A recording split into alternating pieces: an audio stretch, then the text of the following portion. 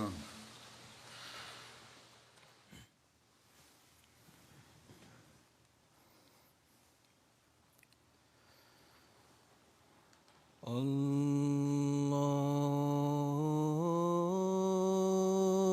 الله أكبر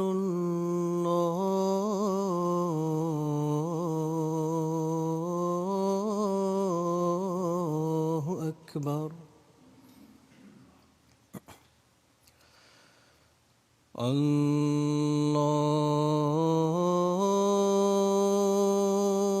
الله أكبر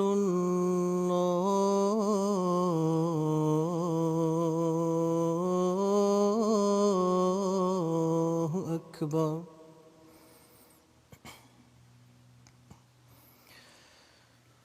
أشهد أن لا إله إلا الله.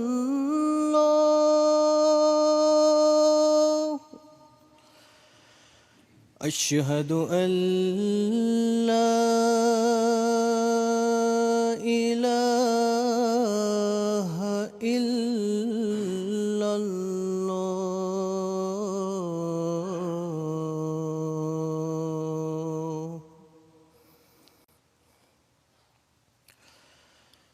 أشهد أن محمدًا رسول الله.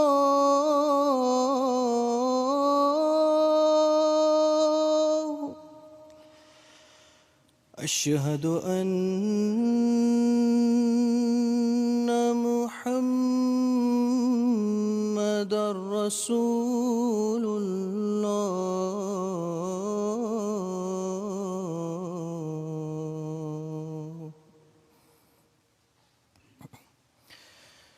حي على الصلاة.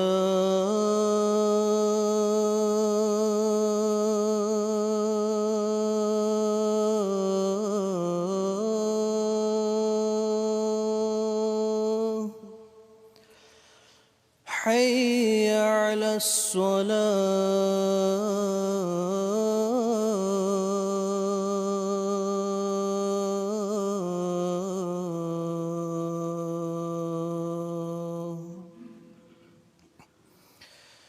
حي على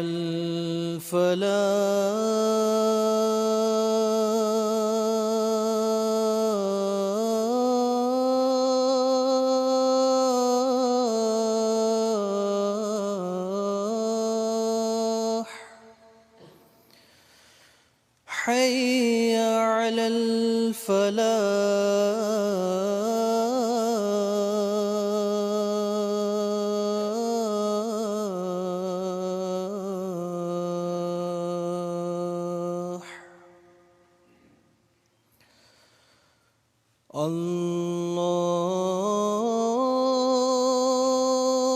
الله أكبر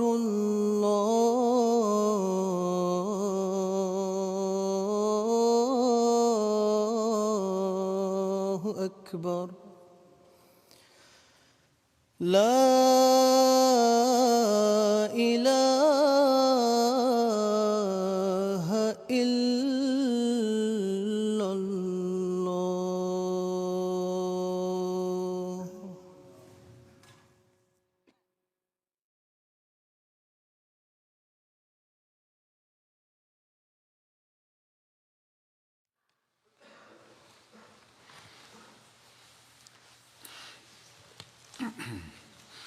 السلام علیکم ورحمۃ اللہ.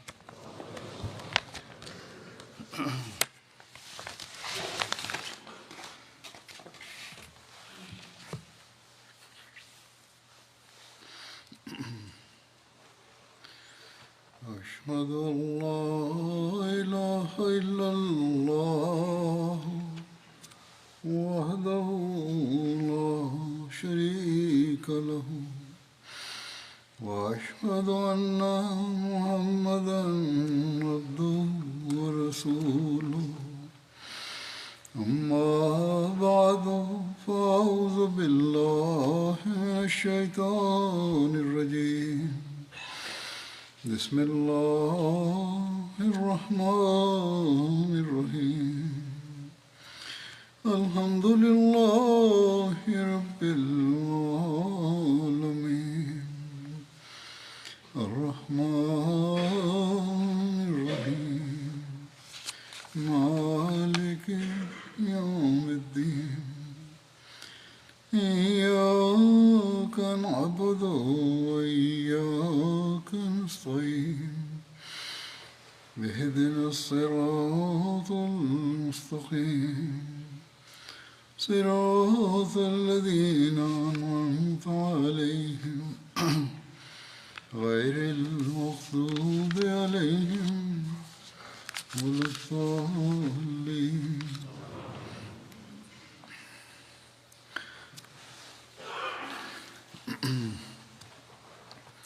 گزشتہ خطبے میں جنگ احد کے بارے میں ذکر ہو رہا تھا.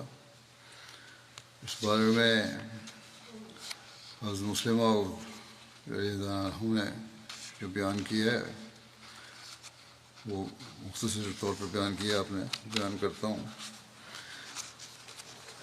فرماتے ہیں کہ کفار کے لشکر نے میدان سے بھاگتے ہوئے یعنی بدر کے میدان سے بھاگتے ہوئے بدر کی جنگ کے بعد یہ اعلان کیا کہ اگلے سال ہم دوبارہ مدینہ پر حملہ کریں گے اور اپنی شکست کا مسلمانوں سے بدلہ لیں گے.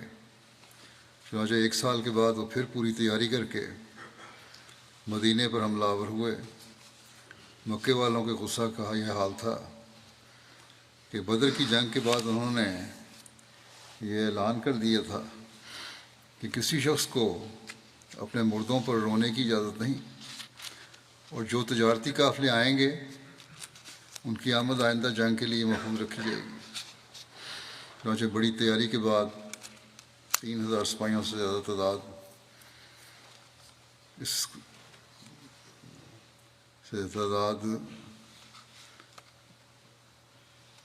کا ایک لشکر ابو سفیان کی قیادت میں مدینے پر حملہ آور ہوا.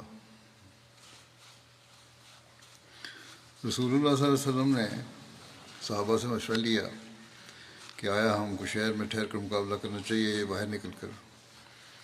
آپ کو اپنا خیال یہی تھا کہ دشمن کو حملہ کرنے دیا جائے تاکہ جنگ کی ابتدا کا بھی وہی ذمہ دار ہو اور مسلمان اپنے گھروں میں بیٹھ کر اس کا مقابلہ آسانی سے کر سکیں.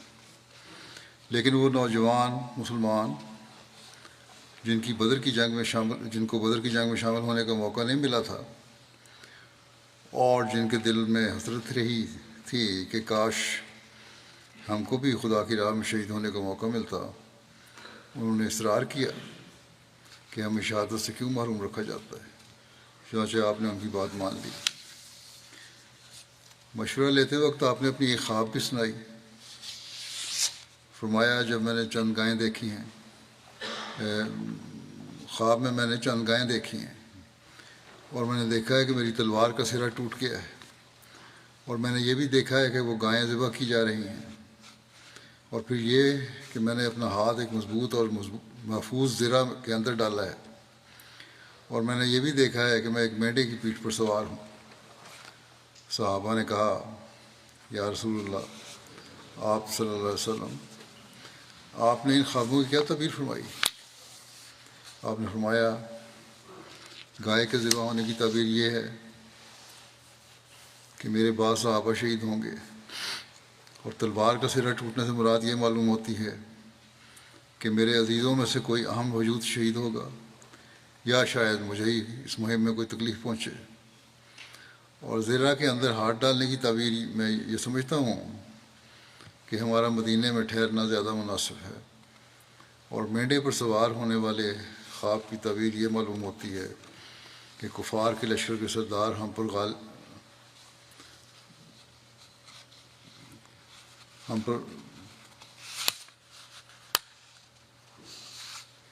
کفار کے لشکر کے سردار پر ہم غالب آئیں گے، یعنی ان کو ہم زیر کر لیں گے، یعنی وہ مسلمانوں کے ہاتھ سے مارا جائے گا.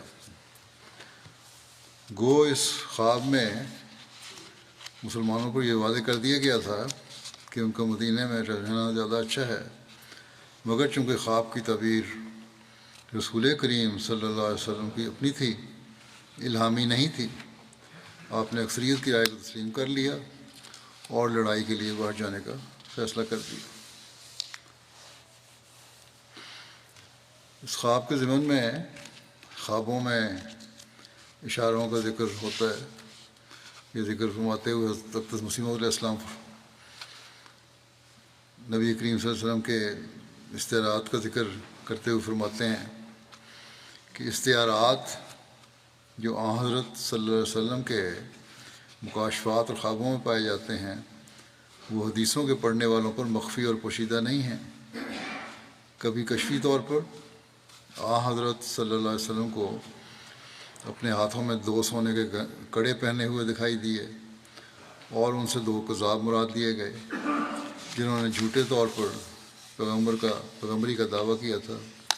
اور کبھی آن حضرت صلی اللہ علیہ وسلم کو اپنی رویا اور کشف میں گائیاں ذبح ہوتی نظر آئیں، اور ان سے مراد وہ صحابہ تھے جو جنگ احد میں شہید ہوئے۔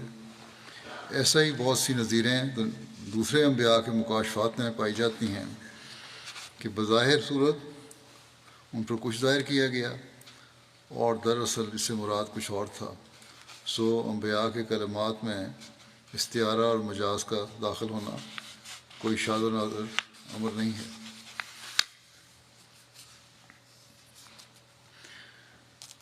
بہرحال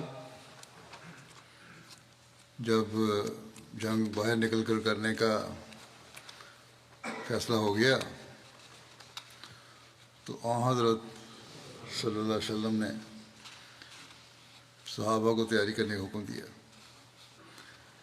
اور آپ خود بھی جنگ کی تیاری کرنے لگے۔ اس کی تفصیل اس طرح ہے جیسا کہ بیان ہوا کہ آن حضرت صلی اللہ علیہ وسلم کو شہر سے باہر جا کر لڑنا پسند نہیں آ رہا تھا، مگر لوگ خواب کی بنا پہ مگر لوگ جب مستقل طور پر اصرار کرتے رہے تو آپ صلی اللہ علیہ وسلم کی رائے سے اتفاق فرمایا۔ آپ نے جمعہ کی نماز پڑھائی اور لوگوں کے سامنے واعظ فرمایا اور انہیں حکم دیا کہ وہ پوری تندہی اور ہمت کے ساتھ جنگ کریں۔ آپ صلی اللہ علیہ وسلم نے ان کو خوشخبری دی کہ اگر لوگوں نے صبر سے کام لیا تو اللہ تعالیٰ ان کو فتح و کامرانی عطا فرمائے گا۔ پھر آپ نے لوگوں کو حکم دیا کہ جا کر لڑنے کی تیاری کریں۔ لوگ یہ حکم سن کر خوش ہو گئے۔ اس کے بعد آپ نے سب کے ساتھ عصر کی نماز پڑھی۔ اس وقت تک وہ لوگ بھی جمع ہو گئے جو قرب و جوار سے آئے تھے۔ پھر آن حضرت صلی اللہ علیہ وسلم حضرت ابوبکر اور حضرت عمر کے ساتھ اپنے گھر میں تشریف لے گئے۔ ان دونوں نے آن حضرت صلی اللہ علیہ وسلم کو امامہ باندھا اور آپ کو جنگی لباس پہنایا۔ پھر لوگ آپ کے انتظار میں صفیں باندھے کھڑے ہوئے تھے۔ اس وقت حضرت سعد بن معاذ اور حضرت اسید بن حضیر نے لوگوں سے کہا کہ تم لوگوں نے باہر نکل کر لڑنے کے لیے رسول اللہ صلی اللہ علیہ وسلم کو آپ کی مرضی کے خلاف مجبور کر دیا، اس لیے اب بھی اس معاملے کو آپ کے اوپر چھوڑ دو۔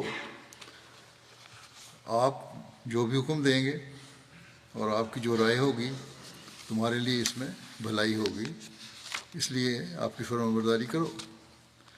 جب آن حضرت صلی اللہ علیہ وسلم باہر تشریف لائے تو آپ نے جنگی لباس پہن رکھا تھا۔ آپ نے دوہری زرہ پہن رکھی تھی، یعنی ایک کے اوپر دوسری زرہ تھی۔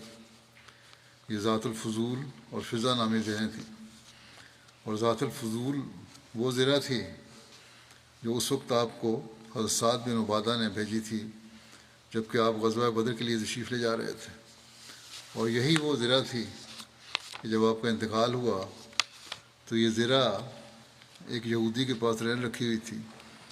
پھر حضرت ابوبکر نے اس زرہ کو چھڑا لیا تھا، یعنی وہ پیسے دے کے اسے واپس لے لی۔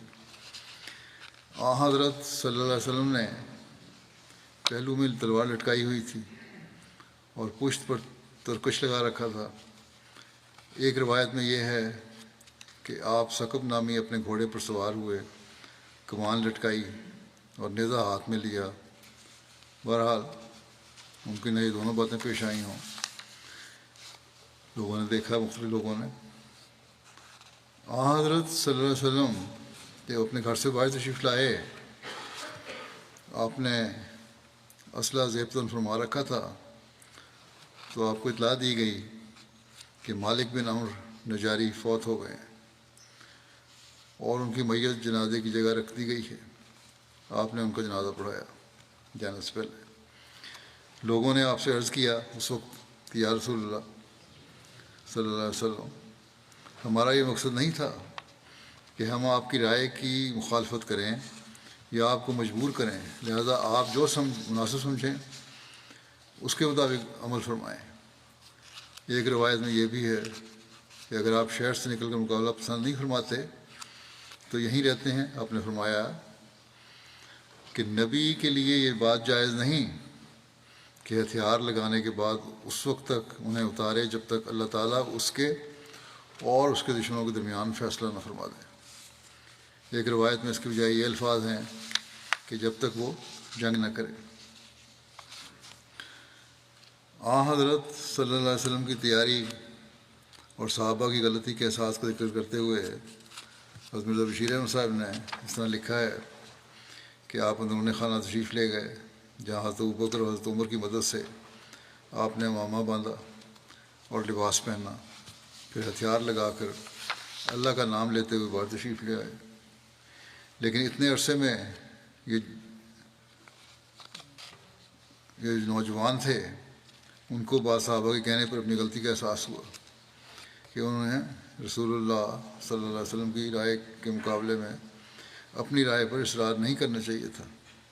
جب یہ احساس ان کو ہوا تو اکثر ان میں سے پشیمانی کی طرف مائل تھے۔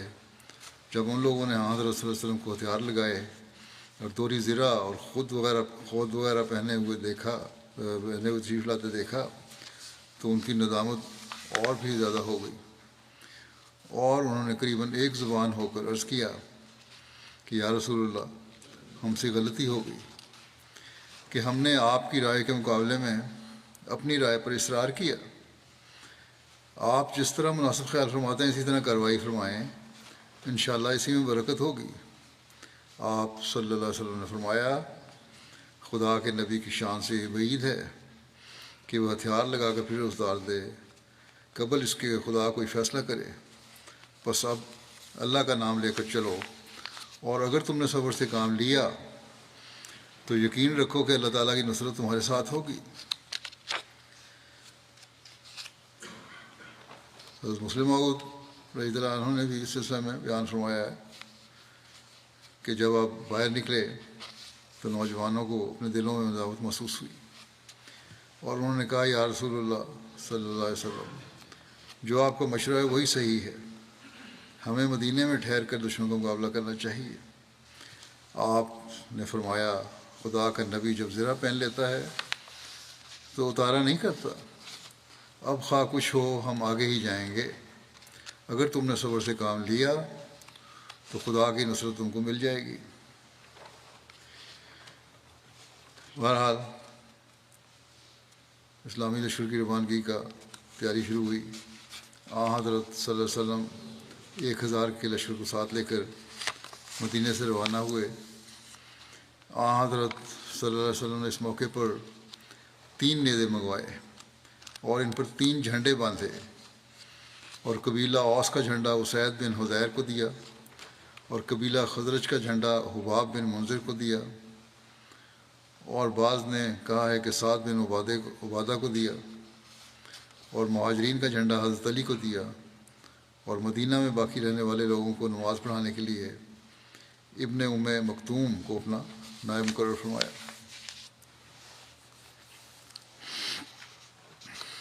پھر رسول اللہ صلی اللہ علیہ وسلم اپنے گھوڑے ثقب پر سوار ہوئے، کمان کو گلے میں ڈالا اور نیزے کو ہاتھ میں لیا۔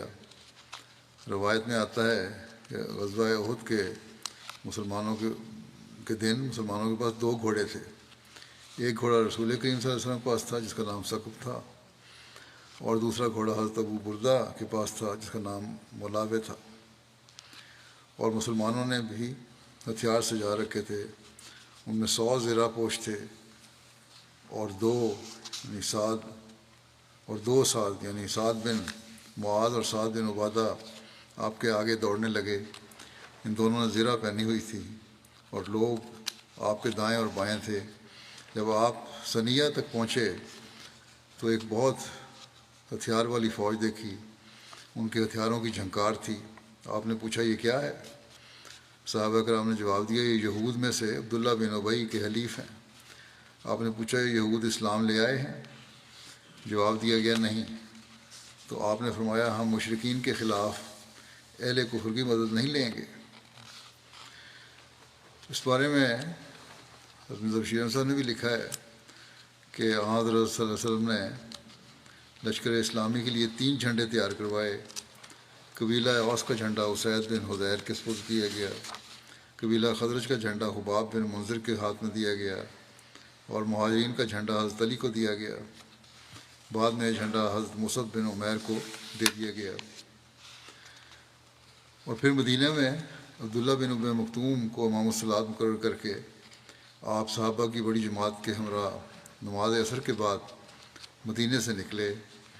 قبیلہ اوس اور خزرج کے رؤساء سعد بن معاذ اور سعد بن عبادہ آپ کی سواری کے سامنے آہستہ آہستہ دوڑتے جاتے تھے، اور باقی صحابہ آپ کے دائیں اور بائیں اور پیچھے چل رہے تھے۔ حضرت صلی اللہ علیہ وسلم روانہ ہوئے اور شیخین کے مقام پر پہنچ کر آپ نے پڑاؤ ڈالا۔ یہ مدینہ کے 2 پہاڑ تھے۔ یہاں پہنچ کر آپ نے اپنے لشکر کا معائنہ فرمایا اور ان نوجوانوں کو واپس فرما دیا جن کے متعلق آپ نے اندازہ لگایا کہ وہ 15 سال کی عمر کو نہیں پہنچے یا جو 14 سال کے ہیں۔ امام شافعی نے نقل کیا ہے کہ آپ نے 14 سال کے ان 17 نوجوانوں کو واپس کر دیا جو آپ کے سامنے پیش کیے گئے، اور آپ کے سامنے 15 سال کے لڑکے پیش کیے گئے تو آپ نے ان کو اجازت دے دی۔ کم عمری کی وجہ سے جن کو واپس کیا گیا وہ بچے پرجوش تھے، ان کے نام بھی روایات میں بعض بھی ملتے ہیں۔ وہ یہ ہیں عبداللہ بن عمر، زید بن ثابت، اسامہ بن زید، زید بن ارقم، براء بن عازب، اسید بن زہیر، عرابہ بن اوس، ابو سعید خدری، اوس بن ثابت، سعد بن بحیر، ابن معاویہ بجلی، سعید بن حبتہ ان کی والدہ کا نام تھا، سعد بن عقیب، زید بن جاریہ، جابر بن عبداللہ۔ یہ جابر بن عبداللہ وہ نہیں ہیں جن سے احادیث مروی ہیں، یہ اور ہیں۔ رافع بن خدیج اور سمرہ بن جندب۔ رافع بن خدیج کے بارے میں آپ صلی اللہ علیہ وسلم بتایا گیا کہ یہ تیر انداز ہیں، تو ان کو آپ نے اجازت دے دی۔ پہلے ان کا واپس جاؤ، جب پتہ لگا کہ یہ اچھا تیر انداز ہے تو پھر آپ نے اجازت دے دی۔ اس پر سمرہ بن جندب نے کہا کہ رسول اللہ صلی اللہ علیہ وسلم نے رافع بن خدیج کو اجازت دے دی ہے اور مجھے واپس کر دیا، حالانکہ میں کشتی میں اس کو پچھاڑ سکتا ہوں۔ یہ بات رسول اللہ صلی اللہ علیہ وسلم کو معلوم ہوئی تو آپ نے فرمایا کہ تم دونوں کشتی کرو۔ کشتی میں سمرہ نے رافع کو پچھاڑ دیا تو آپ نے اس کو بھی اجازت دے دی۔ پھر روایت میں آگے ذکر ہے کہ جب رسول اللہ صلی اللہ علیہ وسلم لشکر کے معائنہ سے فارغ ہوئے اور سورج غروب ہو گیا تو حضرت بلال نے مغرب کی اذان دی اور رسول اللہ صلی اللہ علیہ وسلم نے نماز پڑھائی، پھر عشاء کی اذان دی، آپ نے عشاء کی نماز پڑھائی اور یہ رات مقام شیخین پر گزاری، اور اس رات پہرے کے لیے محمد بن مسلمہ کو نگران بنایا۔ یہ 50 افراد کے ساتھ لشکر کے ارد گرد چکر لگاتے رہے۔ آپ صلی اللہ علیہ وسلم نے فرمایا آج رات ہماری حفاظت میں کون رہے گا، یعنی کون کرے گا حفاظت لشکر کی ساری، اور آپ صلی اللہ علیہ وسلم کی بھی۔ تو ذکوان بن عبد قیس کھڑے ہوئے کیونکہ کون زیادہ قریب رہے گا آن وسلم کی وہاں سے مراد یہ تھی تاکہ حفاظت کا انتظام رہے صحیح۔ ذکوان بن عبد قیس کھڑے ہوئے، اپنی زرہ پہنی اور اپنے چمڑے کی ڈھال پکڑی اور رسول اللہ صلی اللہ علیہ وسلم کو پہرا دیتے رہے، اور آپ کے پاس سے ایک گھڑی بھی جدا نہیں ہوئے، یعنی ایک لمحے کے لیے بھی جدا نہیں ہوئے، اور رسول اللہ صلی اللہ علیہ وسلم سحری کے وقت تک آرام فرماتے رہے۔ روایت میں آتا ہے کہ صبح کو حضرت صلی اللہ علیہ وسلم نے فرمایا، میں نے خواب میں دیکھا ہے کہ فرشتے حضرت حمزہ کو غسل دے رہے ہیں۔ اس بارے میں سید خاتم النبیین میں حضرت مرزا بشیر احمد صاحب نے لکھا ہے کہ احد کا پہاڑ مدینے کے شمال کی طرف قریباً 3 میل کے فاصلے پر واقع ہے۔ اس کے نصف میں پہنچ کر اس مقام میں جسے شیخین کہتے ہیں، آپ صلی اللہ علیہ وسلم نے قیام فرمایا اور لشکر اسلامی کا جائزہ لیے جانے کا حکم دیا۔ کم عمر بچے جہاد کے شوق میں ساتھ آ گئے تھے، واپس کیے گئے۔ چنانچہ عبداللہ بن عمر، اسامہ بن زید، ابو سعید خدری وغیرہ سب واپس کیے گئے۔ رافع بن خدیج انہی بچوں کے ہم عمر تھے، مگر تیر اندازی میں اچھی مہارت رکھتے تھے۔ ان کی اس خوبی کی وجہ سے ان کے والد نے حضرت صلی اللہ علیہ وسلم کی خدمت میں ان کی سفارش کی کہ ان کو شریک جہاد ہونے کی اجازت دی جائے۔ حضرت صلی اللہ علیہ وسلم نے رافع کی طرف نظر اٹھا کر دیکھا تو وہ سپاہیوں کی طرح خوب تن کر کھڑے ہو گئے تاکہ چست اور لمبے نظر آئیں۔ چنانچہ ان کا یہ داؤ چل گیا اور حضرت صلی اللہ علیہ وسلم نے ان کو ساتھ چلنے کی اجازت مرحمت فرما دی۔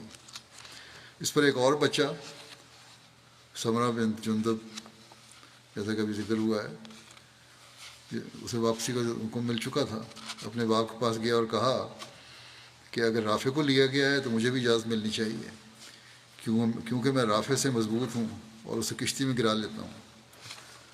باپ کو بیٹے کے اس اخلاص پر بہت خوشی ہوئی اور وہ اسے ساتھ لے کر حضرت صلی اللہ علیہ وسلم کی خدمت میں حاضر ہوئے اور اپنے بیٹے کی خواہش بیان کی۔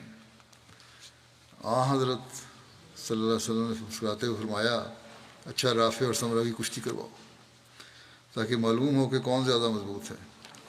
چنانچہ مقابلہ ہوا اور واقعہ میں سمرہ نے پل بھر میں رافع کو اٹھا کر دے مارا، جس پر حضرت صلی اللہ علیہ وسلم نے سمرہ کو بھی ساتھ چلنے کی اجازت مرحمت فرمائی اور اس معصوم بچے کا دل خوش ہو گیا۔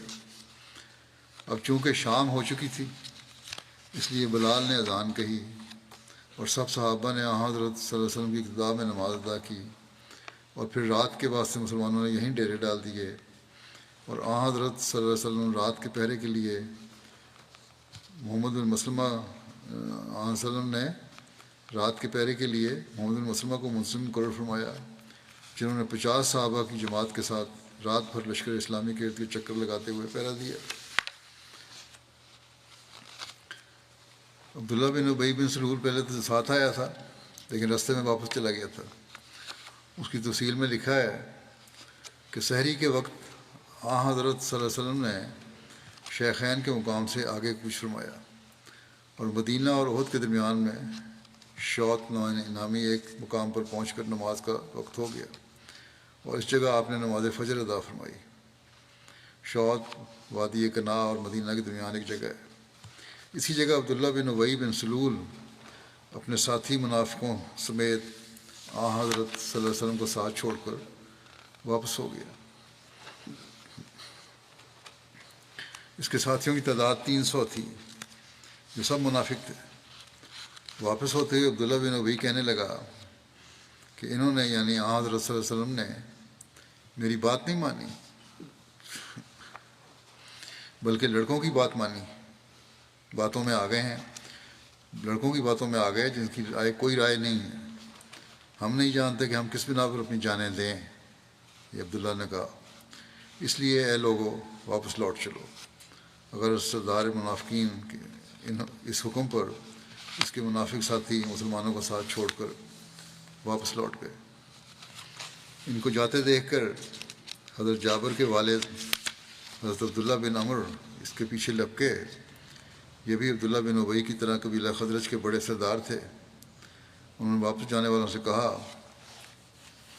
کہ میں تمہیں خدا کی قسم دے کر پوچھتا ہوں کہ کیا یہ بات تمہارے لیے مناسب ہے کہ تم عین اس وقت اپنے نبی اور اپنی قوم کے ساتھ غداری کرو جبکہ دشمن اپنی پوری قوت و طاقت کے ساتھ اس کے سامنے کھڑا ہے؟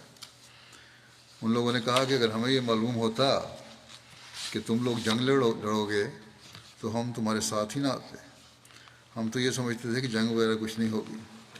اس طرح انہوں نے صاف صاف واپسی کا اعلان کر دیا، حالانکہ بڑی تیاری کر کے جنگ کے لیے آئے تھے۔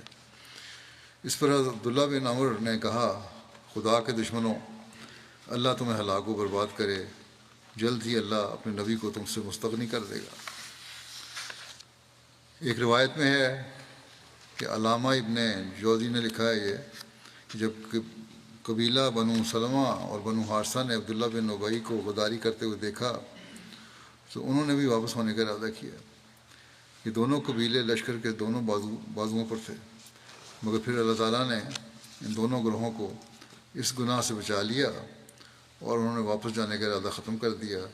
اس پر خدا تعالیٰ نے یہ آیت نازل فرمائی کہ اذ ہمت طائفتان منکم ان تفشلا واللہ ولیہما وعلی اللہ فلیتوکل المؤمنون۔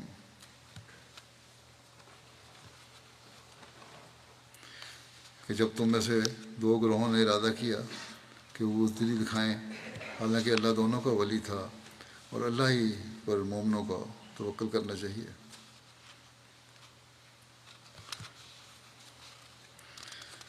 عبداللہ بن ابی اور اس کے 300 ساتھیوں کی صداری کے بعد اب حضرت صلی اللہ علیہ وسلم کے ساتھ صرف 700 آدمی رہ گئے تھے۔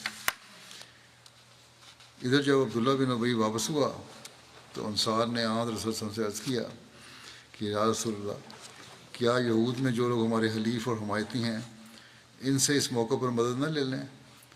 ان کی مراد مدینہ کے یہودی تھے اور ان میں شاید بنو قریظہ کے یہودی مراد تھے، کیونکہ بنو قریظہ کے یہودی حضرت سعد بن معاذ کے حلیف تھے اور حضرت سعد بن معاذ قبیلہ اوس کے سردار تھے۔ حضرت سعد کے بارے میں بعض علماء نے کہا ہے کہ انصار میں ان کی حیثیت اور درجہ ایسا ہی تھا جیسا مہاجرین میں حضرت ابوبکر کا تھا۔ غرض انصار کے اس سوال پر حضرت صلی اللہ علیہ وسلم صرف یہ فرمایا، ہمیں ان کی مدد کی ضرورت نہیں ہے۔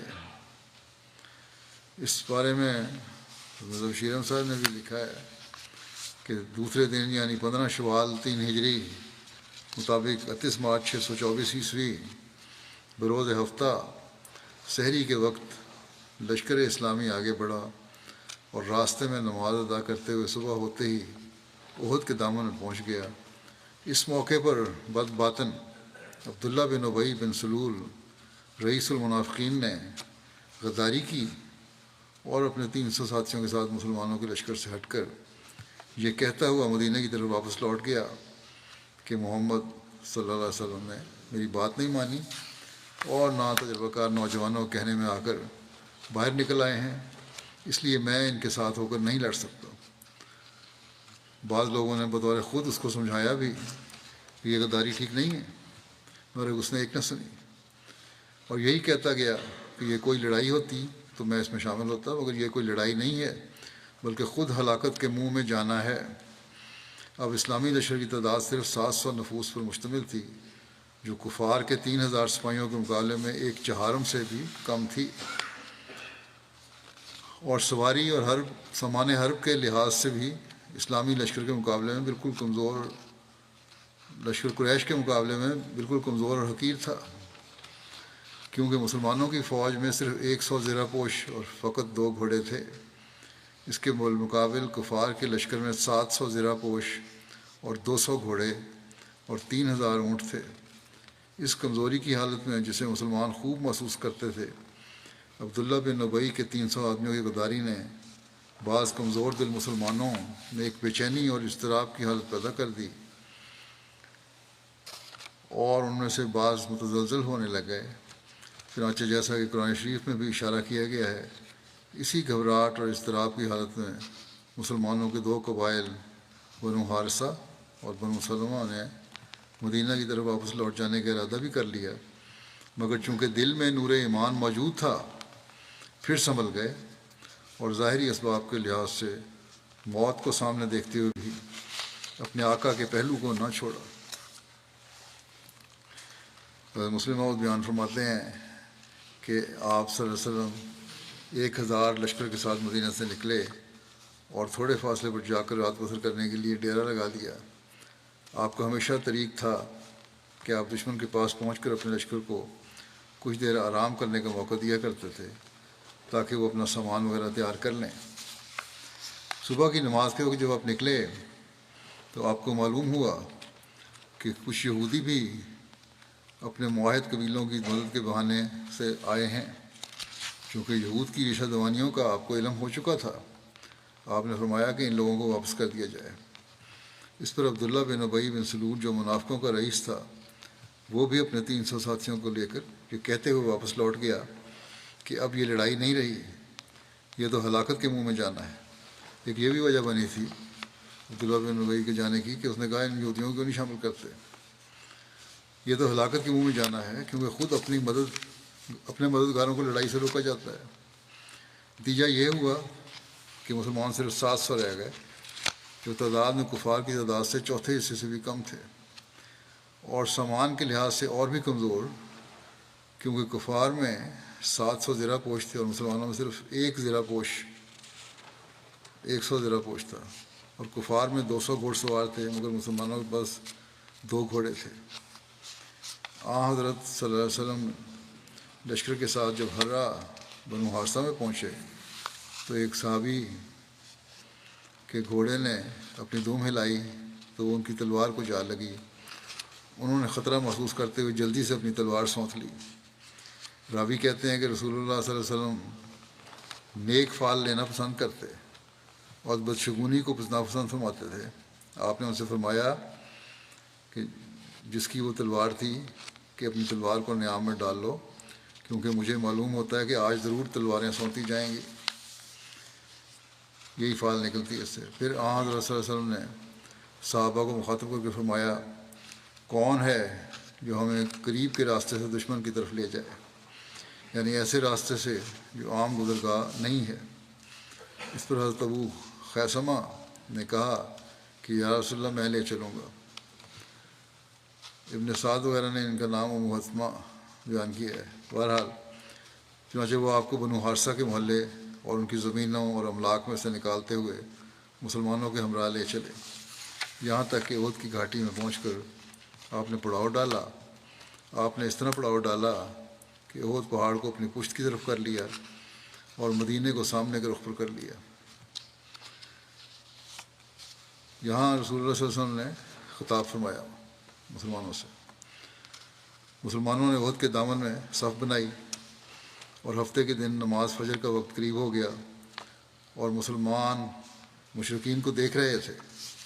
حضرت بلال نے اذان اور اقامت دی اور رسول اللہ صلی اللہ علیہ وسلم نے صحابہ اکرام کو صبح کی نماز پڑھائی۔ محمد بن عمر اسلمی بیان کرتے ہیں کہ رسول اللہ صلی اللہ علیہ وسلم کھڑے ہوئے اور لوگوں کو خطبہ دیا اور فرمایا، اے لوگو، میں تمہیں اس چیز کی وصیت کرتا ہوں جو مجھے اللہ تعالیٰ نے اپنی کتاب میں وصیت کی ہے، اس کی فرمانبرداری کرنے اور اس کی حرام کی ہوئی چیزوں سے بچنے کی۔ تم آج کے دن اجر و ثواب کی منزل پر ہو۔ جس نے اس کو یاد رکھا پھر اس نے اپنے آپ کو اس کے لیے صبر اور یقین اور نشاط پر عمل کیا۔ صبر کرنا پڑے گا یہ ساری باتوں کے لیے آج جس دن کے لیے تم آئے ہو، کیونکہ دشمن سے جہاد کرنا سخت مشقت کی چیز ہے۔ بہت تھوڑے لوگ ہیں جو اس پر صبر کر سکتے ہیں، سوائے ان لوگوں کے جن کو اللہ تعالیٰ ہدایت دے، کیونکہ اللہ اپنی اطاعت کرنے والوں کے ساتھ ہوتا ہے اور شیطان اللہ کی نافرمانی کرنے والوں کے ساتھ ہوتا ہے۔ پس تم جہاد پر صبر کر کے اپنے اعمال کا آغاز کرو اور اس کے ذریعے اللہ کے وعدے کو تلاش کرو، اور تم پر لازم ہے وہ کام جن کا میں تمہیں حکم دوں، کیونکہ میں تمہاری ہدایت پر حریص ہوں۔ اور بے شک اختلاف اور جھگڑا عجز و کمزوری کی نشانیاں ہیں، اللہ تعالیٰ ان کو پسند نہیں کرتا۔ کوئی اختلاف نہیں ہونا چاہیے اور اس پر مدد اور کامیابی نہیں عطا کرتا۔ اے لوگو، یہ چیز میرے سینے میں ڈال دی گئی ہے، جو حرام کا ارتکاب کرتا ہے اللہ تعالیٰ اپنے اور اس کے درمیان تفریق کر دیتا ہے۔ اللہ تعالیٰ اس کو پسند نہیں کرتا جو حرام کا کام کرتا ہے. اور جو اللہ کے لیے اس حرام سے اعراض کرے گا تو اللہ تعالیٰ اس کے گناہ بخش دے گا. اور جو مجھ پر 1 مرتبہ درود بھیجے گا تو اللہ تعالیٰ اور فرشتے اس پر 10 مرتبہ رحمت بھیجیں گے. اور جو کسی مسلمان یا کافر سے حسن سلوک کرے گا تو اس کا اجر اللہ کے ذمہ ہے. اس کو دنیا میں جلدی ملے گا اور آخرت میں مؤخر کر کے. اور جو شخص اللہ اور آخرت کے دن پر ایمان رکھتا ہے تو اس پر جمعہ لازم ہے سوائے بچے یا عورت یا مریض یا مملوک غلام کے. اور جو اس سے استغنا کرے گا اللہ تعالیٰ اس سے استغنا کرے گا. وہ کہ آپ نے پوری نصیحت فرما دیں. شاید اس خواب کی بنا پہ بھی آپ کو خیال ہوا پوری نصائح کہ مسلمانوں کو کس طرح رہنا چاہیے. پھر فرمایا اور اللہ تعالیٰ غنی اور حمید ہے. اور میں جو اعمال جانتا تھا کہ وہ تمہیں اللہ کے قریب کر دیں گے تو میں نے تمہیں ان کا حکم دے دیا ہے. اور میں جو عمل بھی جانتا تھا کہ وہ تمہیں جہنم کے قریب کر دے گا تو میں نے تمہیں اس سے روک دیا ہے. اور روح الامین نے میرے دل میں یہ الہام کیا ہے کہ کوئی نفس جب تک نہیں مرے گا جب تک وہ اپنا پورا رزق وصول نہ کر لے. اس کے رزق میں کوئی کمی نہیں کی جائے گی اگرچہ وہ رزق اس کو دیر سے ملے. یعنی اللہ تعالیٰ اعمال کا بدلہ دیتا ہے. یہاں رزق کے ہر تمام قسم کے رزق مراد ہیں. بس تم اپنے رب سے ڈرو اور رزق کی تلاش میں اعتدال اختیار کرو. اور رزق کا تاخیر سے ملنا تم اس بات پر نہ ابھارے تم اس کو اللہ کی معصیت میں تلاش کرو. نیک اعمال اعلیٰ اخلاق پاک رزق کی تلاش میں لگے رہو. کیونکہ اللہ تعالیٰ کے پاس جو چیز ہے اس پر بندہ اس کی اطاعت کے ذریعے ہی قادر ہو سکتا ہے. تمہارے لیے اللہ تعالیٰ نے حرام و حلال کو واضح بیان کر دیا ہے. لیکن ان دونوں کے درمیان کئی مشتبہ چیزیں ہیں جن کو بہت سے لوگ نہیں جانتے. مگر جس کو اللہ نے تعالیٰ محفوظ رکھے وہی جانتا ہے. بس جو اس کو چھوڑ دے گا تو اپنی عزت و دین کی حفاظت کرے گا. اور جو ان میں مبتلا ہو جائے گا یعنی غلط چیزوں میں جو مبتلا ہو جائے گا وہ اس چرواہے کی طرح ہوگا جو چراگاہ کے قریب ہو. قریب ہے کہ وہ اس میں چلا جائے گا. اور ہر بادشاہ کی ممنوع چراگاہ ہوتی ہے. سن لو بے شک اللہ تعالیٰ کی ممنوع چراگاہ اس کی حرام کی ہوئی چیزیں ہیں. ان سے بچو جو واضح طور پر جو حرام ہے. اور مومن تمام مومنوں میں ایسے ہے جیسے سر جسم میں ہوتا ہے. جب سر میں درد ہوتا ہے تو سارا جسم اس پر تکلیف دہ ہوتا ہے. یہ باتیں اگر آج مسلمان یاد رکھیں تو کسی دشمن کو ان کی طرف آنکھ اٹھا کر دیکھنے کی ہمت نہ ہو. خلیفۃ مسیح اول بیان فرماتے ہیں غزوہ احد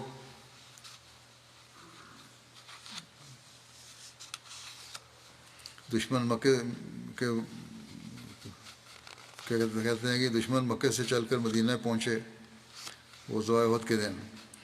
وہ لڑائی کا سامان جو ابو سفیان شام سے لایا تھا اور جس کی پیش بندی اور دفع دخل کے لیے حضرت صلی اللہ علیہ وسلم کو بدر تک صبر کرنا پڑا تھا اور جس میں کفر کی شوکت ٹوٹ گئی تھی وہی سامان مسلمانوں کے مقابلے کے لیے جمع کیا گیا. قرآنی آیت ذیل میں اسے اور اس کے خرچ کرنے والوں کی طرف اشارہ قرآن آیت ذیل میں اسے اور اس کے خرچ کرنے والوں کی طرف اشارہ کرتا ہے کہ ان الذین کفروا ينفقون اموالهم لیصدوا عن سبیل اللہ فسینفقونها ثم تکون علیہم حسرۃ. اس جنگ میں قریش کے ساتھ قبیلہ بنی تہامہ اور بنی کنانہ بھی شریک ہو گئے. کفار کی فوج کی تعداد 3000 تک پہنچ گئی اور سب فوج مسلح 700 ان میں زرہ پوش سوار تھے. اور سب کے سب تلے ہوئے تھے کہ جلد مسلمانوں سے انتقام لیں گے. اس چھوٹے چھوٹے قبائل کی مکمل پرغیظ فوج نے بسرداری ابو سفیان یعنی ابو سفیان کی سرداری میں مدینہ کے شمال مشرق میں ایک مختص مقام پر اپنے مورچہ خوب مضبوط کر لیا. اور اس میں اور شہر مدینہ میں حد فاصل صرف کوہ احد کی گھاٹی رہ گئی. اس مقام پر مورچہ باندھ کر کفار نے اہل مدینہ کے کھیتوں اور باغوں کو تباہ کرنا شروع کیا۔ اس پر صحابہ کو نہایت غصہ آیا اور حمیت اسلام محرک انتقام ہوئی۔ حضرت صلی اللہ علیہ وسلم سے بکمال اصرار دفاع کی درخواست کی۔ آپ 1000 آدمیوں کو ساتھ لے کر مقابلے کو مدینہ سے باہر نکلے۔ عبداللہ بن ابی ایک سردار جو مدینہ میں رہتا تھا اور جو بظاہر مسلمانوں کے ساتھ تھا، اب عین مارکہ جنگ اور اس آڑے وقت میں اپنے 300 آدمیوں سمیت مسلمانوں سے الگ ہو گیا، جس سے مسلمانوں کی جمعیت 1000 سے اب 700 رہ گئی۔ اس قلیل جمعیت میں کل 2 گھوڑے تھے، مگر مجاہدین قدم ہمت برابر آگے بڑھائے چلے جاتے تھے اور نخلہ خرمہ میں سے گزر کر، یعنی کھجوروں کے باغ میں سے گزر کر کوہ احد تک پر پہنچ گئے۔ لشکر اسلام رات بھر اس پہاڑ کی کھو میں پڑا رہا۔ صبح نماز فجر پر پڑھ کر میدان میں آ جمع، یعنی حصول لڑائی شروع ہوئی۔ اس کی تفصیل انشاءاللہ آئندہ بیان ہو جائے گی۔ فلسطینیوں کے لیے میں دعاؤں کے لیے کہتا رہتا ہوں، وہ دعائیں کرتے رہیں۔ گزشتہ دنوں جنگ بندی ختم ہونے کے بعد جیسا کہ خیال تھا وہی ہو رہا ہے، اور اسرائیلی حکومت پہلے سے بڑھ کر شدت سے غزہ کے ہر علاقے میں اب بمباری اور حملے کر رہی ہے۔ پھر معصوم بچے اور شہری شہید ہو رہے ہیں۔ اب تو اس حرکت کے خلاف امریکہ کے کانگریس کے نمائندے نے بھی، جو غالباً یہودی ہیں، یہ کہا ہے کہ اب بہت ہو گیا ہے، امریکہ کو اسے روکنے میں اپنا کردار ادا کرنا چاہیے۔ امریکہ کے صدر بھی دبے دبے الفاظ میں اب یہ بیان دے رہے ہیں کہ یہ فائرنگ بند ہونی چاہیے، یہ تو گولہ باری بند ہونی چاہیے، جو شمال جنوب میں یکساں ہو رہی ہے۔ پہلے کہتے تھے شمال کی طرف چلے جاؤ کچھ نہیں ہوگا، اب وہاں بھی یہی حال ہے۔ بہرحال یہ صدر صاحب امریکہ کے یہ الفاظ جو ہیں، یہ کسی انسانی ہمدردی کی وجہ سے نہیں ہیں، کسی غلط فہمی میں ہمیں نہیں رہنا چاہیے، بلکہ یہ ان کے اپنے مفاد کی وجہ سے ہے کہ امریکہ میں انتخاب ہونے والے ہیں اور نوجوان وہاں کے یہ رد عمل اب دکھا رہے ہیں کہ جنگ بندی ہو۔ اسی طرح مسلمان بھی جو امریکی شہری ہیں شور مچا رہے ہیں۔ تو یہ اپنے ووٹ لینے کے لیے سب کچھ کر رہے ہیں، کوئی ان کو ہمدردی نہیں فلسطینیوں سے یا مسلمانوں سے۔ پھر مسلمان ممالک ہیں تو ان کی آواز میں کچھ زور تو پیدا ہو رہا ہے، لیکن جب تک ایک ہو کر جنگ بندی کی کوشش نہیں کریں گے کوئی فائدہ نہیں ہے۔ اللہ تعالیٰ مسلمانوں میں بھی وحدت پیدا فرمائے۔ غیر مسلم دنیا کو پتہ ہے کہ مسلمانوں میں وحدت نہیں ہے، بلکہ مسلمان کو مارنے پر، قتل کرنے پر لگا ہوا ہے۔ یمن میں کیا کچھ نہیں ہو رہا، اسی طرح دوسرے ممالک ہیں، ہزاروں بچے اور معصوم مر رہے ہیں مسلمانوں کے ہاتھوں، بلکہ لاکھوں میں بعض جگہ تو۔ اور یہی چیز غیروں کو جرأت دلا رہی ہے کہ ان پر ظلم بھی کرو تو کوئی فرق نہیں پڑتا، یہ تو خود اپنے آپ پہ ظلم کرتے ہیں۔ جب مسلمانوں کو مسلمان کی جان کی فکر نہیں تو دشمن پھر کیوں فکر کرے گا؟ اللہ تعالیٰ نے تو بڑا سخت انذار فرمایا قرآن شریف میں کہ مسلمان کو قتل کرنے پر جو انذار فرمایا ہے وہ یہی ہے کہ وہ جہنمی ہوں گے۔ اللہ کرے کہ مسلمان ایک ہو کر دنیا سے ظلم ختم کرنے کا ذریعہ بنے، نہ کہ آپس میں لڑنے کا۔ UN نے اپنی آواز میں کچھ بلندی پیدا کرنے کی کوشش کی ہے، لیکن ان کی آواز کو کون سنتا ہے؟ کہہ دیتے تو یہ دیتے ہیں کہ ہم یہ کر دیں گے وہ کر دیں گے، لیکن کچھ نہیں کر سکتے۔ ان کی بات ماننے والا ہی کوئی نہیں۔ جو بڑی طاقتیں ہیں وہ اپنے حق استعمال کر لیتی ہیں۔ اللہ تعالیٰ مسلمانوں پر رحم فرمائے۔ بہرحال اس ظلم کو روکنے کے لیے ہمیں دعا کے ساتھ، پہلے ہی میں نے جماعتوں کے ذریعے پیغام بھیجا ہوا ہے کہ اپنے حلقہ احباب اور اپنے علاقے کے سیاستدانوں اور کو ظلم ختم کرنے کے لیے آواز اٹھانے کے لیے مسلسل توجہ دلانی چاہیے۔ اسی طرح اپنے حلقہ احباب میں بھی یہ بات پھیلائیں کہ اس ظلم کو ختم کرنے کے لیے ہمیں کوشش کرنی چاہیے۔ اللہ تعالیٰ معصوموں کو ظلم سے بچا لے۔ نماز کے بعد میں کچھ 2 جنازے غائب بھی پڑھاؤں گا۔ پہلا ہے مکرمہ مسعودہ بیگم اکمل صاحب ہالینڈ کے، یہ مکرم عبدالحکیم اکمل صاحب مرحوم ربی سلسلہ کی اہلیہ تھیں، گزشتہ دنوں ان کی وفات ہوئی ہے، انا للہ و انا الیہ راجعون۔ ان کے نانا حضرت میاں عبدالصمد صاحب اور پڑنانا حضرت میاں فتح الدین صاحب سیکھواں قادیان کے تھے، دونوں حضرت مسیح علیہ السلام کے صحابی تھے۔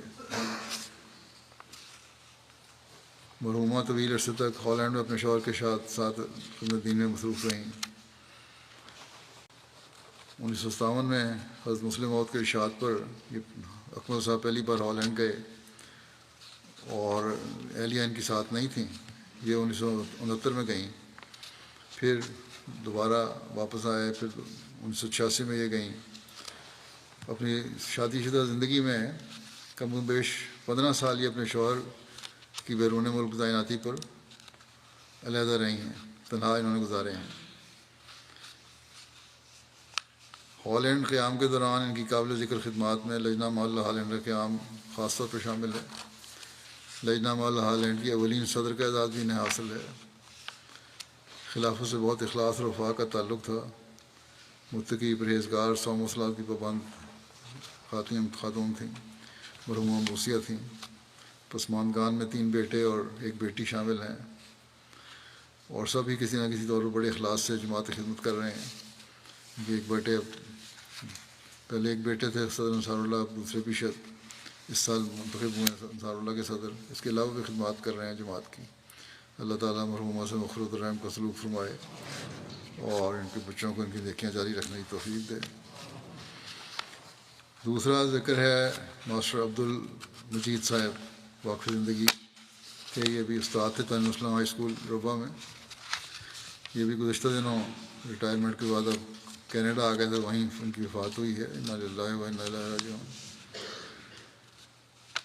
ان کے پسماندگان میں اہلیہ کے علاوہ 3 بیٹے اور 2 بیٹیاں شامل ہیں۔ ان کے بیٹے مظہر مجید کہتے ہیں کہ والد بہت سی خوبیوں کے مالک تھے، انتہائی عاجزی اور درویشی زندگی بسر کی۔ والدہ بتاتی ہیں کہ شادی سے لے کر وفات تک آپ کو فرشتہ سیرت انسان پایا۔ شادی کے چند سال بعد ایک دن نماز میں اونچی آواز میں رو کر دعا کر رہے تھے۔ نماز کے بعد میں نے پوچھا کہ آپ کس چیز کے لیے دعا کر رہے ہیں؟ اس پر کہنے لگے کہ میری خواہش ہے کہ میں اپنی زندگی وقف کر کے تعلیم اسلام ہائی اسکول ربا میں بطور استاد خدمت سر انجام دوں۔ پہلے اپنے کہیں اور تھے اپنے علاقے میں، تو میں یہ دعا کر رہا ہوں کہ اللہ تعالیٰ میری خواہش پورا کرے اور میری بیوی کو بھی اس بات پر راضی کر دے، شرح صدر دے دے۔ تو بہرحال ان کی اہلیہ نے کہا کہ آپ حضرت خلیفۃ المسیح کو وقف زندگی کا خط لکھیں فوری طور پر، اور اللہ کے فضل و کرم سے یہ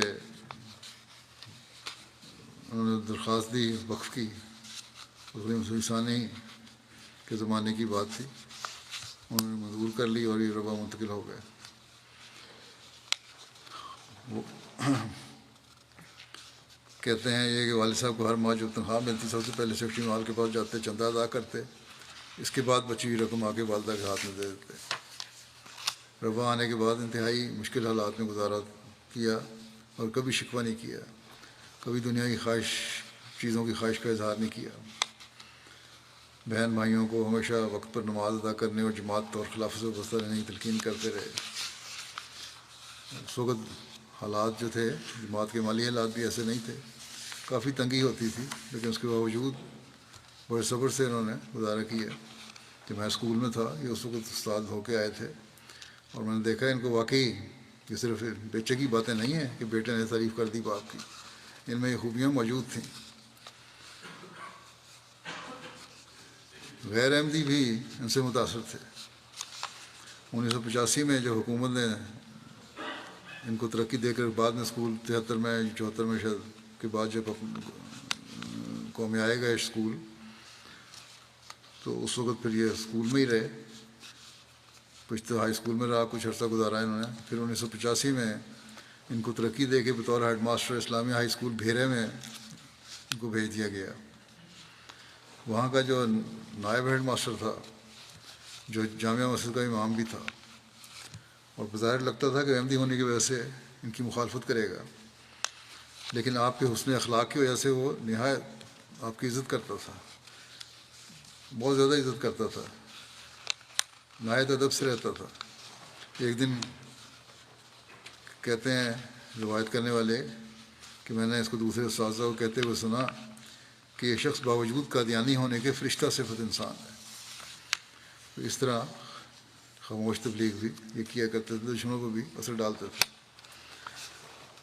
اکثر اوقات آپ کے شاگرد آپ سے ملنے آیا کرتے اور کہتے کہ ہم آپ کے شاگرد رہ چکے ہیں، لیکن آپ سب سے زیادہ فخر ان شاگردوں پر کرتے اور ان کا ذکر کرتے جنہوں نے اپنی زندگی خدا کی راہ میں وقف کر دی، اور اس بارے میں بڑی خوشی سے بتاتے کہ میرے شاگرد رہ چکے ہیں فلاں واقعی زندگی، بڑا واقعی زندگی، بہت قدر اور احترام کیا کرتے تھے۔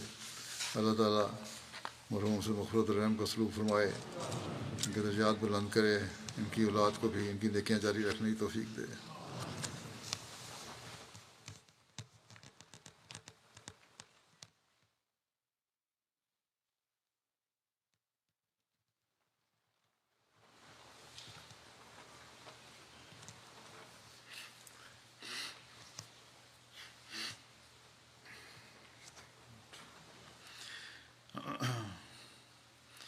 الحمد لله نحمده ونستعينه ونستغفره ونؤمن به ونتوكل عليه ونعوذ بالله من شرور أنفسنا ومن سيئات أعمالنا، من يهده الله فلا مضل له ومن يضلل فلا هادي له، ونشهد أن لا إله إلا الله ونشهد أن محمدا عبده ورسوله۔ عباد الله رحمكم الله، إن الله يأمر بالعدل والإحسان وإيتاء ذي القربى وينهى عن الفحشاء والمنكر والبغي، يعظكم لعلكم تذكرون۔ اذكروا الله يذكركم وادعوه يستجب لكم، ولذكر الله أكبر۔